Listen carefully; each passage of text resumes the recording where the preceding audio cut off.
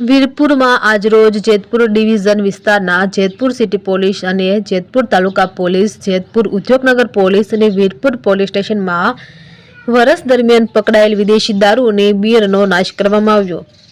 જેતપુર ડિવિઝનમાં 63 પ્રોહિબિશનના ગુન્હામાં પકડાયેલ વિદેશી દારૂ અને બિયર કુલ બોટલ 22,588, તેની કિંમત રૂપિયા 2,11,97,300 રૂપિયાનો મુદ્દામાલનો નાશ કરાયો, જેમાં વિદેશી દારૂના નાશમાં ડેપ્યુટી કલેક્ટર જેતપુર ડિવિઝન અધિક્ષક Rohit Dodiya, Jetpur city police PI, Virpur PI, taluka PI અને જેતપુર ઉદ્યોગનગર પીઆઈ તેમજ પોલીસ સ્ટાફ દ્વારા દારૂનો નાશ કરવામાં આવ્યો।